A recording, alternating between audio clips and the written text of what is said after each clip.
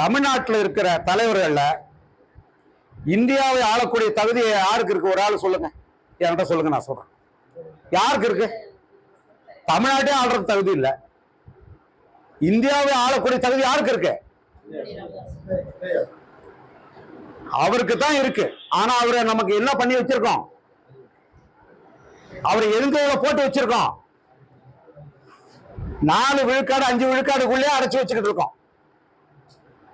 ஒண்ணும் இல்லாதவங்க ஆட்சியில் அமர்த்திக்கிட்டு இருக்கோம். இந்த முறை 2026 ஆட்சியை முடிவு செய்ய போறது பாட்டாளி மக்கள் கட்சியா மட்டும்தான் இருக்கும். இது கற்பனையோ அதுவோ இல்ல, அதுதான் நடக்கும். அப்படியாப்பட்ட நகர்வு தான் போயிருக்கு. அதுலதான் எல்லாம் நடுங்கி போயிருக்காங்க. ஐயாவுக்கும் சின்னையாவுக்கும் கருத்து முரண் வர்றது, இந்த ஒண்ணு தெரிஞ்சுக்க, கருத்து முரண் வந்தாதான் ஒரு முடிவு வரும். அது தெரியாது உங்களுக்கு?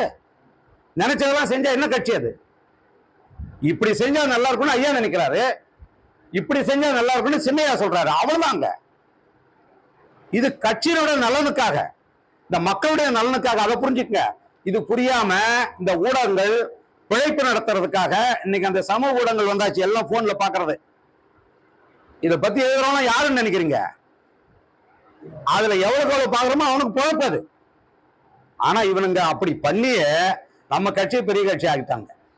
உங்கள் பிசினஸை Facebook, Instagram மற்றும் கூகுள் மூலம் அட்வர்டைஸ்மெண்ட் செய்ய ஹாக் நியூஸ் அட்வர்டைஸ்மெண்ட் டீமை ஸ்கிரீனில் தெரியும் நம்பரில் அழைக்கலாம். நன்றி.